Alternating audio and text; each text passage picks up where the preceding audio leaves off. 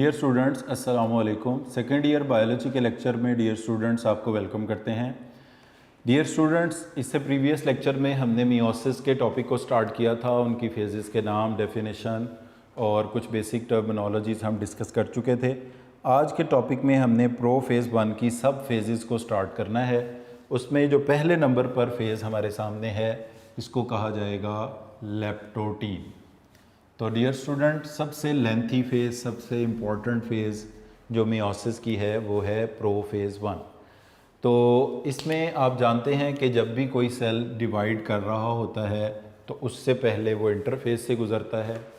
हम माइटोसिस में भी ये बात पढ़ चुके हैं कि इंटरफेस में जो सेल्स होते हैं उसमें आपको इस तरह की फेज़ नज़र आती है। प्लाज्मा मेम्ब्रेन नज़र आएगी, न्यूक्लियर इन्वेलप नज़र आएगा, क्रोमोसोम नहीं होंगे, क्रोमेटिन होंगे, न्यूक्लियोलस होंगे और सेंट्रियोल। इस तस्वीर में आप देख सकते हैं कि सेल कौन सी फेज़ में है, इंटरफेस में है। उसकी वजह ये है कि इस सेल में कोई क्रोमोसोम, कोई माइटोटिक ऑपरेटस नहीं है और न्यूक्लियस वाज़े नज़र आ रहा है। तो लेप्टोटीन में सबसे पहले डियर स्टूडेंट्स क्या चेंजेस आएंगे, ये आप अपनी बुक से भी ज़रा देखें साथ। क्रोमोसोम बिकम विजिबल, क्रोमोसोम नज़र आना शुरू हो जाएंगे। शॉर्ट एंड थिकन होंगे, जाहिर है छोटे होना शुरू। वो क्रोमेटिड्स जो है वो कंडेंसेशन बेसिकली होगी। कंडेंसेशन में आपको पहले भी बताया था कि क्रोमेटिन से क्रोमोसोम बनने को कहते हैं कंडेंसेशन। और क्रोमेटिन तो एक बहुत बड़ा थ्रेड होता है। जब वो थ्रेड एक कॉइल होते होते होते होते उसकी लंबाई कम और थिकनेस ज़्यादा होती जाती है, तो इस प्रोसेस को हम कहते हैं कंडेंसेशन। यानी chromosome become short, thick and visible. The size of nucleus increases, nucleus का साइज बड़ा होगा। Homologous chromosome start getting to closer to each other, एक दूसरे के क्रोमोसोम करीब आना शुरू हो जाएंगे। इन बातों को अगर हम यहाँ पर लिखें तो हम कहेंगे कि लेप्टोटीन वो फेज़ है जिसमें chromosome become short thick. Short thick होने का मतलब होता है कंडेंसेशन। एंड बिकम विजिबल, यानी क्रोमोसोम नज़र आना शुरू हो गए। साइज ऑफ न्यूक्लियस क्या हो गया, बढ़ गया, ठीक है जी। And pairing, pairing of chromosome हुई नहीं है। पेयरिंग ऑफ क्रोमोसोम को प्रीवियस लेक्चर में आपको बताया साइनेप्सिस कहते हैं। पेयरिंग ऑफ क्रोमोसोम हुई नहीं है, पेयरिंग ऑफ क्रोमोसोम स्टार्ट हुई है। तो पेयरिंग ऑफ क्रोमोसोम स्टार्ट हो गई, यानी chromosome become short, thick and visible, size of nucleus increases and pairing of chromosome start हो गई। अब यहाँ पर देखें, अभी कोई स्पिंडल फाइबर नहीं बने, कोई न्यूक्लियोलस रिमूव नहीं होगा। अब अगर मैं इस तस्वीर में जो चेंजेस लाऊं, किसके लिए, लेप्टोटीन के लिए, तो वो क्या चेंजेस होंगे, वो सिर्फ ये चेंजेस होंगे कि क्रोमेटिन ख़त्म हो गया है और इसके अंदर जो न्यूक्लियस का साइज़ था स्लाइटली इंक्रीज़ हो गया है। और न्यूक्लियस का साइज़ स्लाइटली इंक्रीज़ होने से क्रोमेटिन किस में चेंज हो गया है, क्रोमोसोम्स में। यानी इसके अंदर ये अब क्या मौजूद हैं, क्रोमोसोम्स विजिबल, नज़र आना शुरू हो गए। तो वो फेज़ जिसमें क्रोमोसोम्स नज़र आना शुरू हो जाएं, क्रोमोसोम्स नज़र आना शुरू हो गए, तो ये लेप्टोटीन है। तो जब मियोसिस से किसी सेल के अंदर प्रो फेज़ 1 स्टार्ट कब होगी, जब क्रोमोसोम अपीयर हो जाए। क्रोमोसोम अपीयर कैसे होंगे, क्रोमेटिन की कंडेंसेशन से क्रोमोसोम बनेंगे, क्योंकि क्रोमेटिन शॉर्ट और थिक होता जाएगा जो कि क्रोमोसोम की शक्ल इख्तियार कर लेगा और क्रोमोसोम नज़र आ जाएंगे। न्यूक्लियस साइज़ का बढ़ेगा, क्रोमोसोम पेयरिंग की तरफ जाएंगे। अब पेयरिंग की तरफ से मुराद ये है कि ये इसकी तरफ मूव करेगा, क्योंकि एक जैसे हैं, ये इसकी तरफ मूव करेगा। तो लेप्टोटीन के बाद जो नेक्स्ट फेज़ आती है, इसको कहते हैं ज़ाइगोटीन। या आप मेरे साथ साथ ये तस्वीरें बनाते जाएं, ये आपने लेप्टोटीन में तस्वीर बनानी है। उसके बाद ज़ाइगोटीन पे आ जाएं। लेप्टोटीन के बाद नेक्स्ट फेज़ है ज़ाइगोटीन।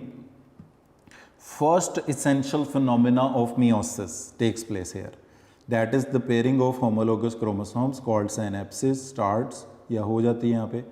This pairing is highly specific exactly point to point but had no definite starting point.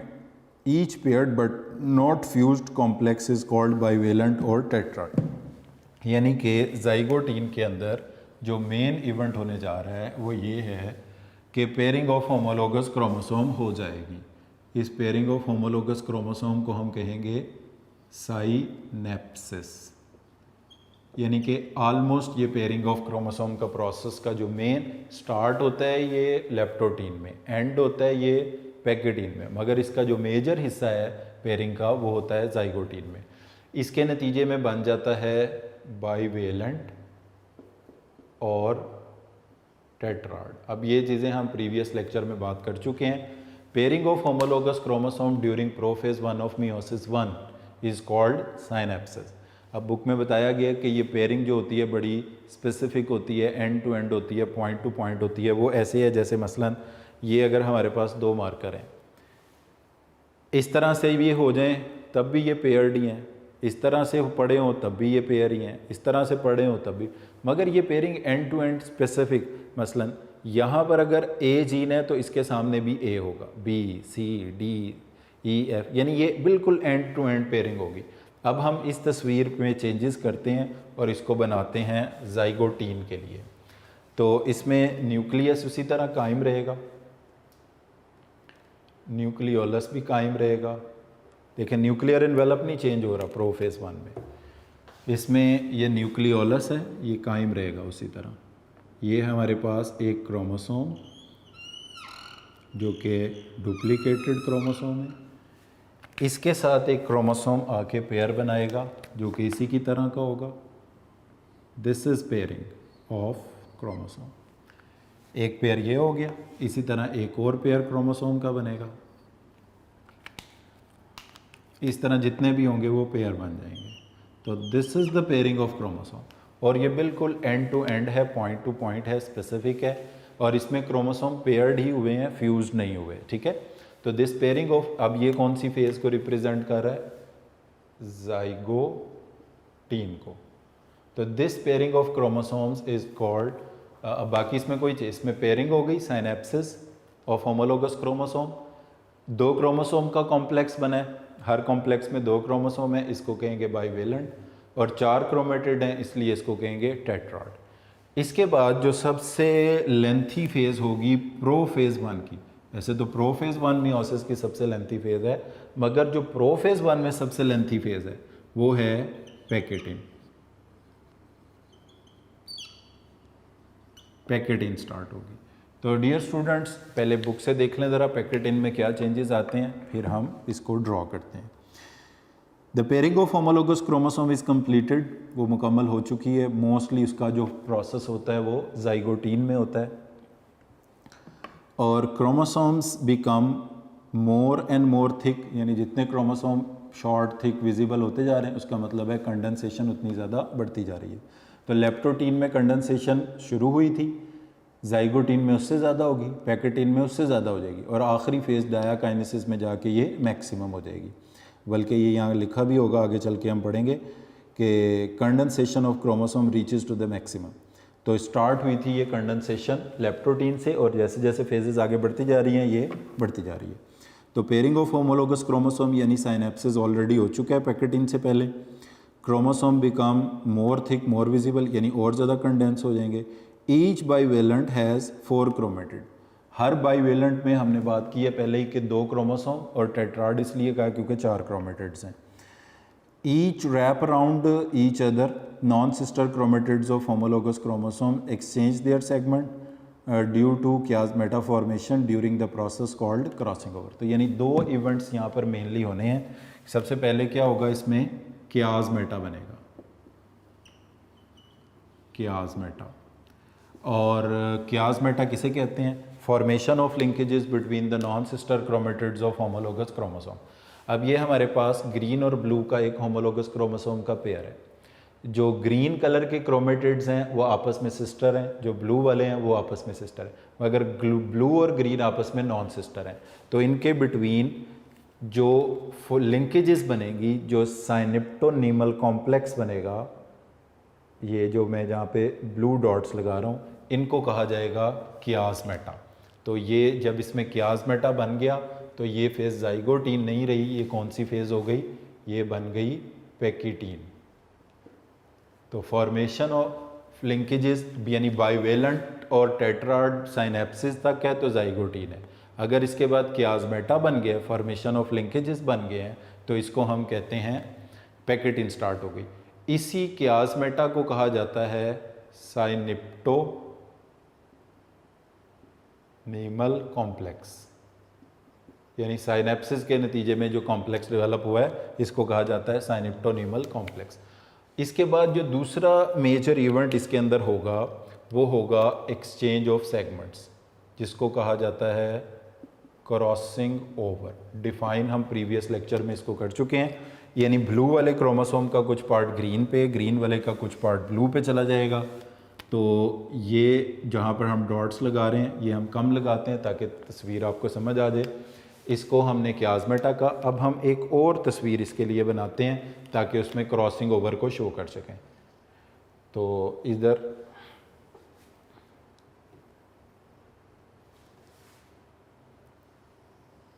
Plasma membrane, nucleus, centriole का पेयर, न्यूक्लियोलस, ये हमारे पास ब्लू क्रोमोसोम, ये भी हमारे पास ब्लू क्रोमोसोम, इसकी तरह का हमारे पास ये ग्रीन क्रोमोसोम,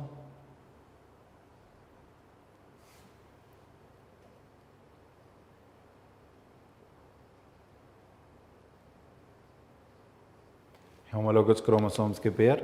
अब इनमें होगा एक्सचेंज ऑफ सेगमेंट्स, 1 2 3 4 5, ये मैं 5 जगहों पर शो कर रहा हूँ, 1 2 3 4 5। और जहाँ जहाँ पर आप देख रहे हैं ये लाइनें ड्रॉ कर रहा हूँ, ग्रीन वाला पार्ट ब्लू क्रोमोसोम पर आ गया है, ब्लू वाला पार्ट जो है वो ग्रीन क्रोमोसोम पर चला गया है। और ये जो एक्सचेंज हुआ है ये होमोलोगस क्रोमोसोम्स में हुआ है, मगर उनके नॉन सिस्टर क्रोमेटिड्स में हुआ है। तो ये जो हमारी तस्वीर नंबर 1 है ये रिप्रेजेंट कर रही है कियास्मेटा को, formation of linkages between the non sister chromatids को। और ये जो डायग्राम नंबर 2 हमारी है इसमें ये रिप्रेजेंट कर रही है क्रॉसिंग ओवर को, exchange of segments between the non sister chromatids of homologous chromosome. तो मेन इवेंट जो क्रॉसिंग ओवर का है वो किस में होगा, पैकिटीन में। अब ये सबसे इम्पॉर्टेंट बात है क्योंकि क्रॉसिंग ओवर के नतीजे में रीशफलिंग ऑफ जीन्स हो जाएगी, रीकॉम्बिनेशन हो जाएगा। इसका मतलब है जो क्रोमोसोम में जीन्स का कॉम्बिनेशन पेरेंट सेल से आया था वो क्रोमोसोम्स, वो जीन्स का कॉम्बिनेशन बदल जाएगा। तो एक क्वेश्चन पूछा जाता है कि मियोसिस से बनने वाले daughter cell genetically parent cell से क्यों मुख्तलिफ होते हैं। तो उसकी 2 रीज़न्स हैं।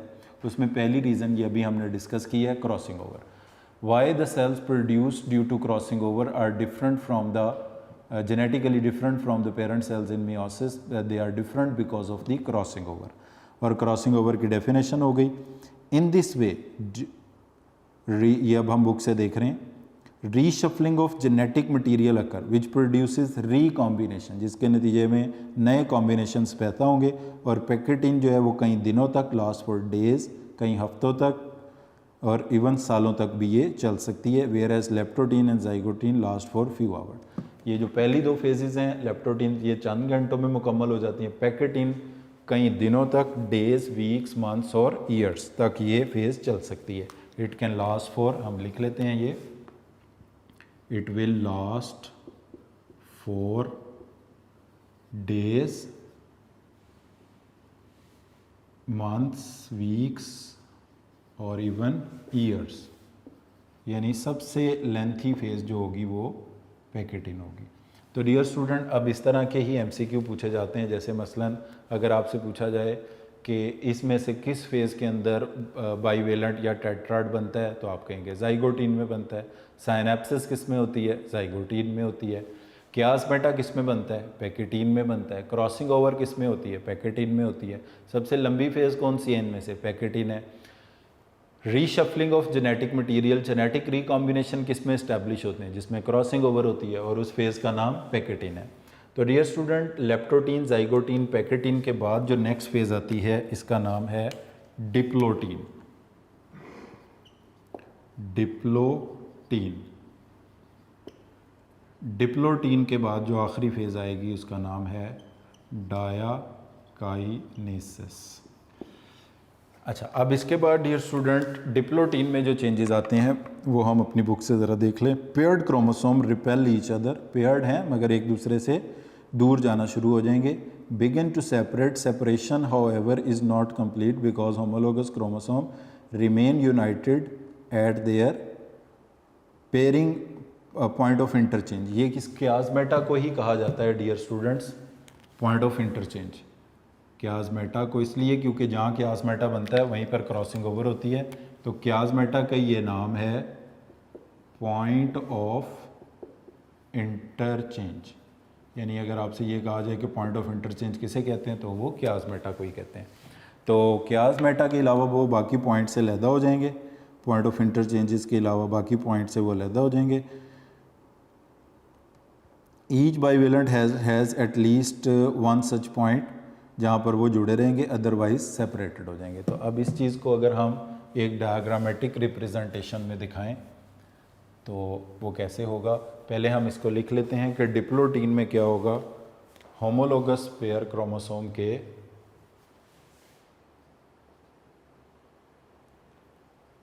क्रोमोसोम रिपेल और सेपरेट होंगे एक्सेप्ट क्याज़मेटा। क्याज़मेटा के अलावा बाकी पॉइंट से सेपरेट होंगे, पॉइंट ऑफ इंटरचेंज के अलावा बाकी पॉइंट से ये सेपरेट होंगे। तो डियर स्टूडेंट्स, इस चीज़ को अगर हम अब इसमें डायग्रामेटिकली रिप्रेजेंट करें तो ये इस तरह से बनेगा कि प्लाज्मा मेम्ब्रेन है, क्रोमोसोम है, न्यूक्लियोलस है, पेयर ऑफ सेंट्रियोल है। अब इसमें ये हमारे पास ब्लू क्रोमोसोम है, ये हमारे पास साथ ही इसके ग्रीन क्रोमोसोम है। ये एक दूसरे से थोड़े से फार अवे जाना शुरू कर देंगे, बट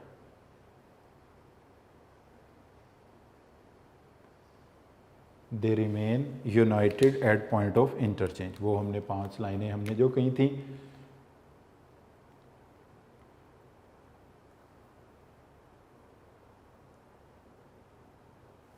जहाँ पर क्रॉसिंग ओवर हुई है, जहाँ पे क्याज़मेटा बना था, उन पॉइंट्स के अलावा ये ग्रीन वाले पॉइंट्स ब्लू पे, ब्लू वाले ग्रीन पे,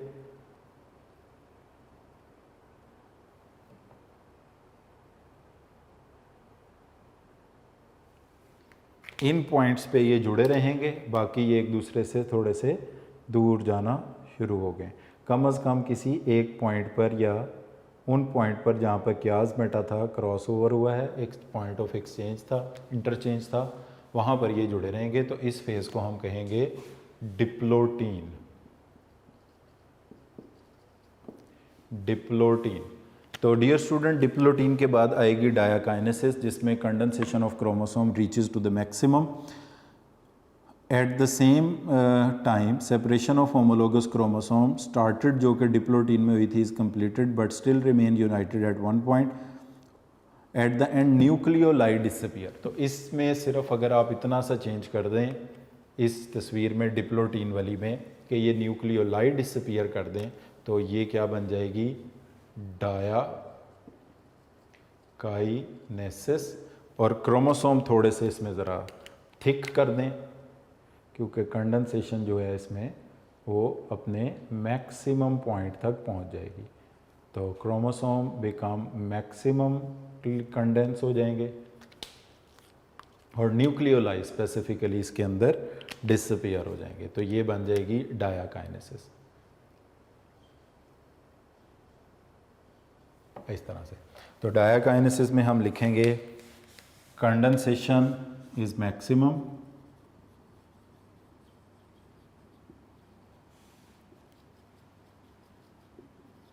मैक्सिमम हो गई कंडेंसेशन, और कंडेंसेशन मैक्सिमम होने के नतीजे में सेपरेशन भी कंप्लीट हो गई।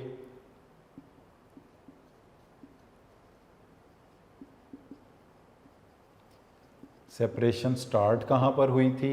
डिप्लोटीन में कंप्लीट हुई डायाकाइनेसिस में, और मोर इम्पॉर्टेंट थिंग के न्यूक्लियोलाई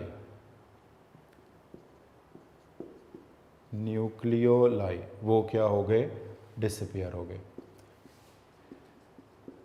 अब यहाँ पर डियर स्टूडेंट आपने देखा किसी पॉइंट पर हमने ये बात नहीं की कि प्लाज्मा मेम्ब्रेन डिसअपियर हुई और माइटोटिक अपरेटस बना।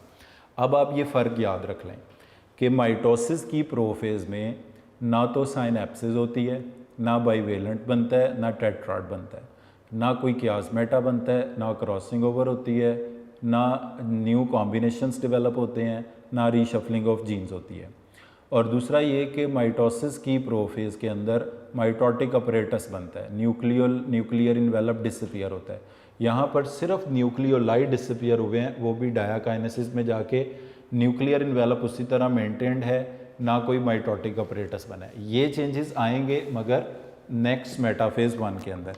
अब ये जो बुक में तस्वीर बनी है आप इसको भी देख लें कि लेप्टोटीन में देखें न्यूक्लियर इन्वेलप इंटैक्ट है, न्यूक्लियोलस भी इंटैक्ट है, डुप्लीकेट क्रोमोसोम जो है ना वो स्टार्ट टू कॉन्डेंस होते हैं, तो इसको कहते हैं लेप्टोटीन।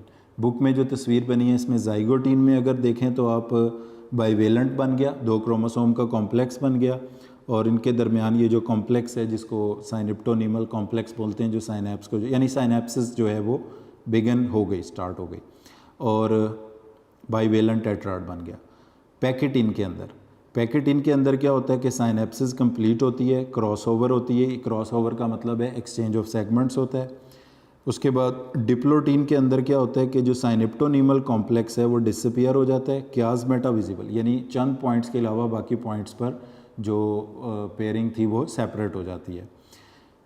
डायाकाइनेसिस में न्यूक्लियर इन्वेलप के फ्रेगमेंट बने हैं, अभी भी वो डिसअपियर नहीं हुआ, और न्यूक्लियोलाई डिसअपियर हो गया। बाइवेलेंट जो है वो और ज़्यादा क्रोमोसोम एक दूसरे से सेपरेट हो गए, दूर दूर चले गए।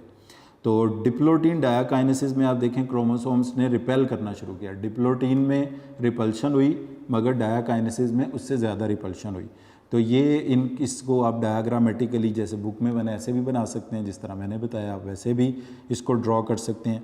तो यहाँ पर ये फेजेस मुकम्मल हुई। इनके बहुत ज़्यादा MCQs बनते हैं, चंद एक मैं बता देता हूँ। जैसे सबसे पहले अगर आपसे पूछें कि क्रॉसिंग ओवर किस फेज़ में होती है तो आप कहेंगे पैकेटिन में। Reshuffling of genes pachytene. Which last for days, months, weeks और इवन ईयर्स, वो कौन सी होगी? पैकेटिन। अच्छा, उसके बाद न्यूक्लियोलाई कब डिसअपियर होता है? डायाकाइनेसिस। ये भी कह सकते हैं आपके न्यूक्लियर में ब्रेन के फ्रेगमेंट्स भी बनते हैं इसमें। बाइवेलेंट टेट्राड कब बनता है? जाइगोटीन में। साइनेप्सिस कहाँ होती है? जाइगोटीन में। इसी तरह जिसमें condensation of chromosome reaches to the maximum, उसमें कहेंगे डायाकाइन। और अगर ये कह दें कि कंडेंसेशन ऑफ क्रोमोसोम मिनिमम है तो वो लेप्टोटीन में। तो इस तरह इन फेजेस, ये बहुत इंपॉर्टेंट फेज, और इनकी सीक्वेंस, पहली फेज़ लेप्टोटीन प्रोफेज 1 में, फिर दूसरी जाइगोटीन, फिर पैकेटिन, फिर डिप्लोटीन, फिर डायाकाइनेसिस। यहाँ पर डियर स्टूडेंट इस तस्वीर को अगर आप देखें तो हमारा प्रोफेज 1 का प्रोसेस कंप्लीट हो गया। अब इसके बाद जो फेज़ आएगी उसका नाम होगा मेटाफेज 1। प्रोफेज 1 के बाद जो फेज़ आएगी इसको कहेंगे मेटाफेज 1। अब ये मेटाफेज 1 है which is different from the metaphase of mitosis। इसको हम यहाँ लिखने जा रहे हैं,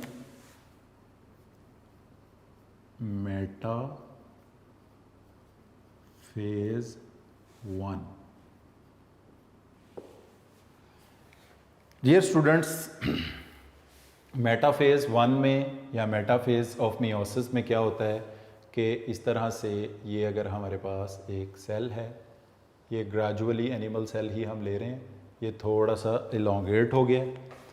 अब इस इलोंगेटेड सेल में क्या होगा? जो होमोलोगस क्रोमोसोम्स के पेयर्स हैं, nuclear membrane disorganise at the beginning of this phase, spindle fibres originate, kinetochore fibres attach to the kinetochore of homologous chromosome from each pole and arrange the bivalent set equator. The sister chromatids of individual chromosomes in the bivalent behave as a unit. अब ये सारी बातें क्या होंगी, देखें अब आप कह सकते हैं कि मेटाफेज 1 में क्या बनेगा, हम ये चेंजेस भी यहाँ लिखते हैं, न्यूक्लियर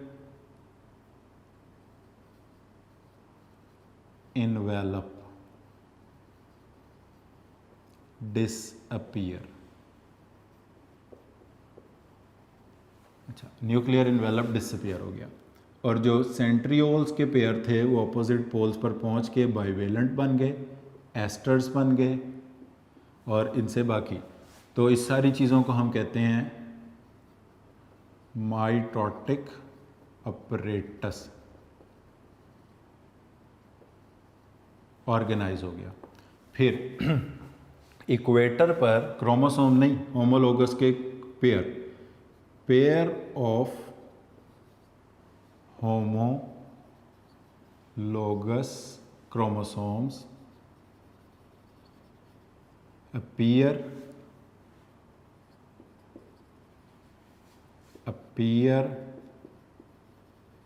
at इक्वेटर, इक्वेटर पर अपीयर हो गए। और जो बुक में बात लिखी है कि क्रोमेटिड्स अलहदा नहीं होंगे, क्रोमेटिड्स ऑफ a chromosome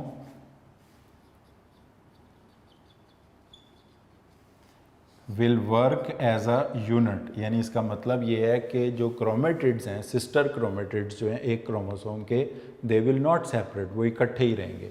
तो अब इसको हम यहाँ पर बनाने की कोशिश करते हैं, इसको डायग्रामेटिकली, कि हमारे पास ये फॉर एग्ज़ाम्पल एक क्रोमोसोम है, ये हमारे पास दूसरा क्रोमोसोम है। अब इनके जो होमोलोगस पेयर्स हैं,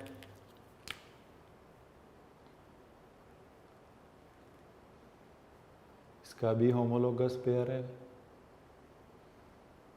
अब इनके साथ ये आकर जुड़ गए हैं काइनेटोकोर फाइबर्स, ये हम पहले पढ़ चुके हैं, काइनेटोकोर फाइबर्स जो सेंट्रोमियर पर लगते हैं, नॉन काइनेटोकोर या पोलर जो इंटरडिजिटेट करते हैं, इस तरह से,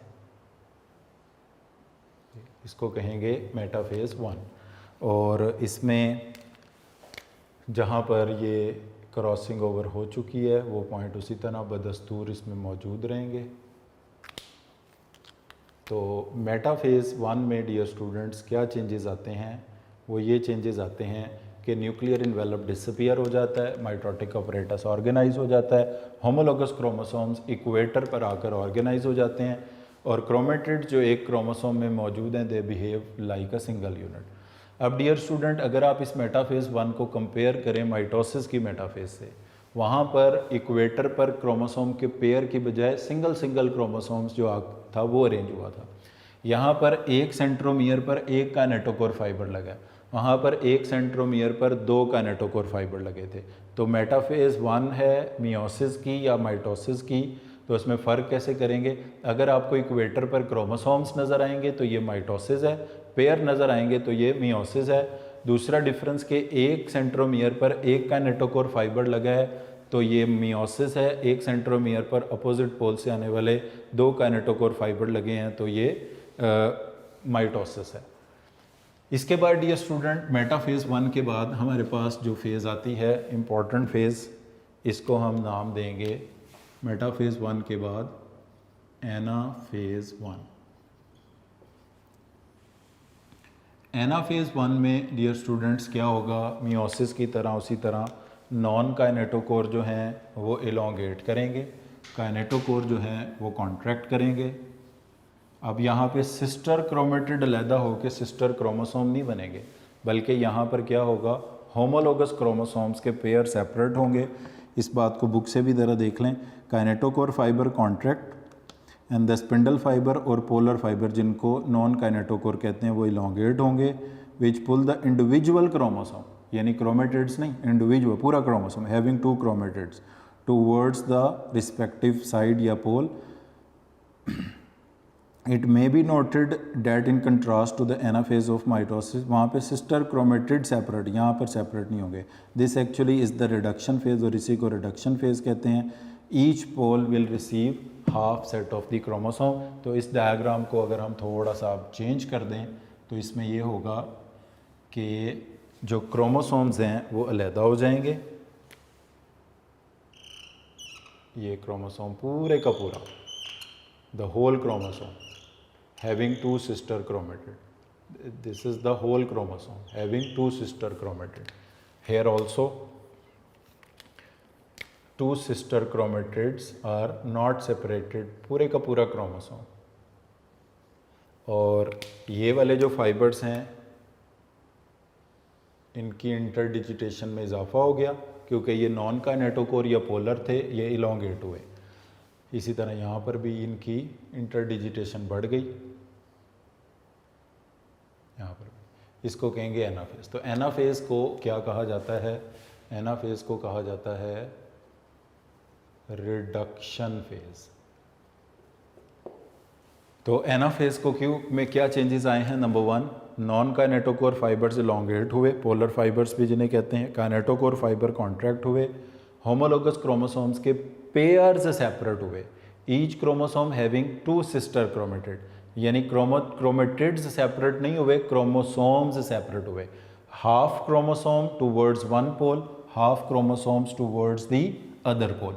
अब इसमें एक ये थोड़ा सा मैं ये चेंज कर दूं डायग्राम में। इसमें ग्रीन वाला क्रोमोसोम इस पोल की तरफ जा रहा है और ब्लू वाला क्रोमोसोम जो है वो इस पोल की तरफ जा रहा है।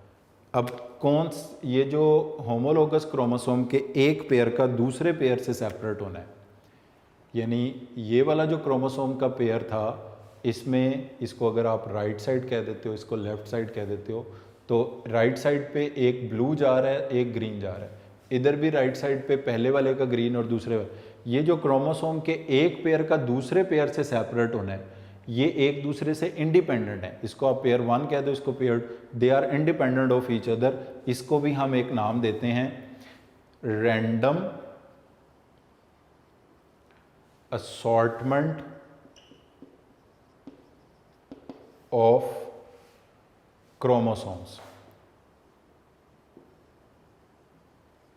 रैंडम असॉर्टमेंट ऑफ क्रोमोसोम, यानी एक पेयर का क्रोमोसोम के, एक होमोलोगस क्रोमोसोम के पेयर का दूसरे होमोलोगस क्रोमोसोम के सेपरेट होने से इंडिपेंडेंट होना।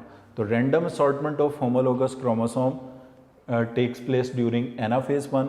तो मैंने आपको कहा था कि जेनेटिकली मियोसिस में बनने वाले डॉटर सेल पेरेंट सेल से डिफरेंट होने की 2 रीजंस हैं।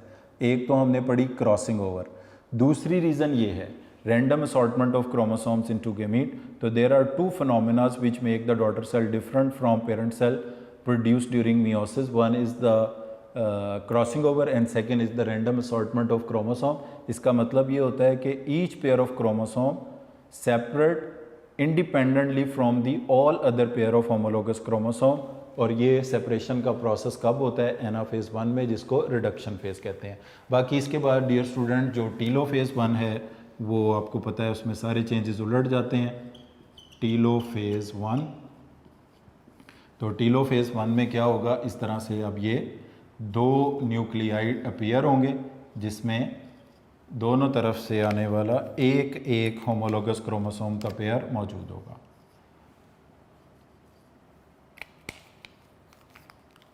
यानी पेरेंट सेल में अगर यहाँ पे 4 क्रोमोसोम थे, तो अब इस न्यूक्लियस में 2 और इस न्यूक्लियस में भी 2 क्रोमोसोम रह गए। तो इस चीज़ को ज़रा बुक से भी देख लें ज़रा। न्यूक्लियर मेम्ब्रेन रीऑर्गेनाइज हो जाएगी। Each set of chromosome at 2 poles और न्यूक्लियोलाई रीअपीयर हो जाएंगे। 2 nuclei, 2 nuclei, half number of chromosome हर न्यूक्लियस के अंदर होंगे, और लेटर साइटोप्लाज्म डिवाइड होके मियोटिक डिवीजन को कंप्लीट कर देगा, जिसको हम साइटोकाइनेसिस 2 कहते हैं। और क्रोमोसोम जो हैं वो डी कंडेंस होके फिर से क्रोमेटिन की शक्ल इख्तियार कर लेंगे, ये डी कंडेंस हो जाएंगे इस तरह से। तो यहाँ पर डियर स्टूडेंट हमारे एनाफेज 1 का टॉपिक कंप्लीट हो गया। तो डियर स्टूडेंट, आज के लेक्चर को हम इधर ही कंप्लीट करते हैं। आपने इन फेजेस को जिस तरह से आपके सामने तस्वीरें बनाई हैं, आपने इनको ड्रॉ करना है साथ, और फिर इनके साथ जो चेंजेस हर फेज़ में आते हैं वो आपने लिखना है। तो thank you very much for today.